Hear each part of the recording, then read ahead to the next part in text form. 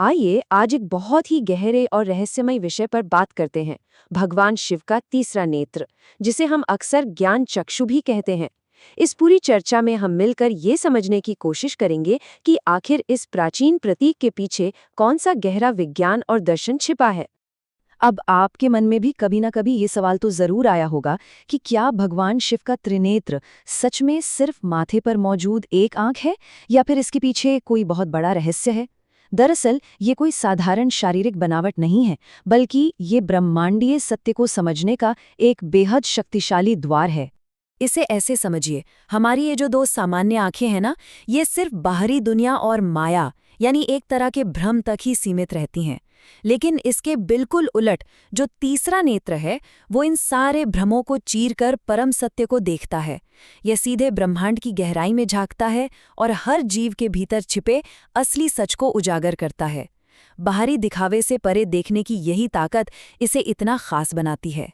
तो चलिए सबसे पहले कामदेव की उस बेहद दिलचस्प पौराणिक कथा पर नजर डालते हैं, जहां से इस त्रिनेत्र के खुलने का संदर्भ जुड़ा है।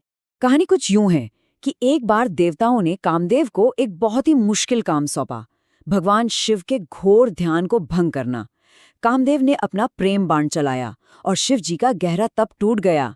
ध्यान टूटने पर उन्हें इतना भयंकर क्रोध आया कि अचानक उनके माथे पर एक तेज प्रकाश के साथ अग्निमय नेत्र प्रकट हो गया।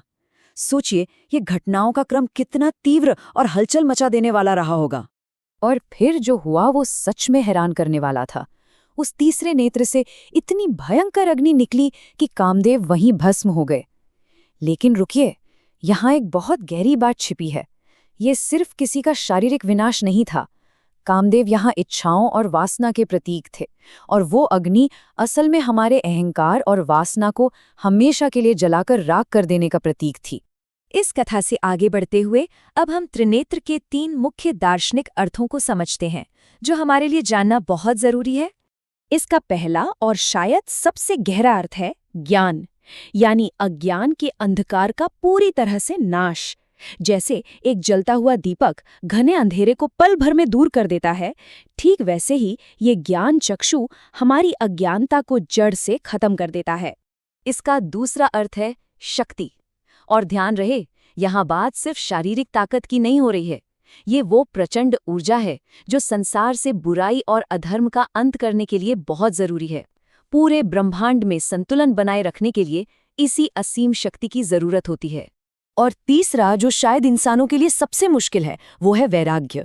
इसका सीधा सा मतलब है अपनी इच्छाओं और मोह पर पूरी तरह से नियंत्रण पाना। जब इंसान लालच, क्रोध और दुनियादारी के बंधनों से पूरी तरह मुक्त हो जाता है, तब जाके वो इस वैराग्य की अवस्था में पहुंचता है। इसके बारे में एक बहुत ही सटीक बात कही गई है, सच्चा ज्ञान वही है जो अंधकार को जला दे।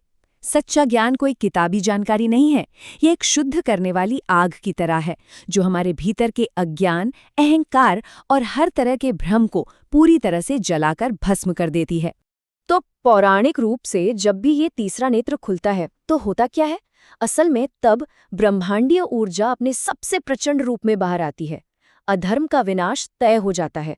ये ऊर्जा इतनी विशाल है कि स्वयं समय और मृत्यु भी इसके आगे कांप उठते हैं। और सबसे बड़ी बात, इसके प्रकाश में कोई भी झूठ या असत्य छिप नहीं सकता। सब कुछ आईने की तरह साफ हो जाता है। और बिल्कुल इसी वजह से हिंदू दर्शन में भगवान शिव को संहार के देवता की उपाधि दी गई है। लेकिन ये समझना जरूरी है कि ये संहार कोई नकारात्मक चीज नहीं है। ये तो बुराई और भ्रम का अंत है, ताकि इस ब्रह्मांड में एक नई, शुद्ध और सकारात्मक शुरुआत हो सके। अब इस पूरी चर्चा को हम थोड़ा अपने भीतर की ओर मोड़ते हैं, यानी इसका आध्यात्मिक अर्थ और आज्ञा चक्र क्या है, इससे समझते हैं। अगर आपने कभी योग या ध्यान के बारे में पढ़ा या सुना है, तो आपको पता होगा कि हमारी भौहों के बीच एक खास जगह होती है, जिसे आज्ञा चक्र कहते हैं। ये हमारी जागृत चेतना का केंद्र माना जाता है। शिव का त्रिनेत्र असल में हम इंसानों के भीतर मौजूद इसी आज्ञा चक्र और आंतरिक ज्ञान का ही एक बहुत ही शक्तिशाली प्रतीक है। जब किसी इंसान के भीतर ये आंतरिक चेतना जाग जाती है ना, तो गजब का बदलाव देखने को मिलता है। उसे सही और गलत के बीच का असली फर्क समझ आने लगता है। उसे मोह और माया से धीरे धीरे मुक्ति मिलने लगती है, और वो आत्मज्ञान की ओर, यानी खुद को और अंतिम सत्य को पहचानने की दिशा में तेजी से आगे बढ़ने लगता है। इसे अगर हम दो पहलुओं में देखें, एक तरफ भौतिक सत्य है कि जो कुछ भी इस दुनिया में पैदा हुआ है उसका अंत निश्चित है, ये शरीर हमेशा नहीं रहने वाला। और दूसरी तरफ है परम सत्य कि सच्चाई और हमारी आत्मा कभी नष्ट नहीं होते, वे शाश्वत हैं। शिव का तीसरा नेत्र केवल क्रोध को नहीं दिखाता, बल्कि इसी कभी न मिटने वाले सत्य को देखने का एक जरिया है। तो इस पूरे विश्लेषण के बाद एक बहुत ही गहरा और विचार करने लायक सवाल हमारे सामने आता है। जब ये पूरी तरह से निश्चित है कि इस शरीर का एक दिन अंत होना ही है, तो क्या आपका आंतरिक ज्ञान जागृत हुआ है? बाहरी दुनिया की इस भागदौड़ से थोड़ा रुककर अपने भीतर की उस तीसरी आंख को समझना और परम सत्य को पहचानना ही असल में सबसे ज्यादा जरूरी है। इस पर सोचिएगा जरूर।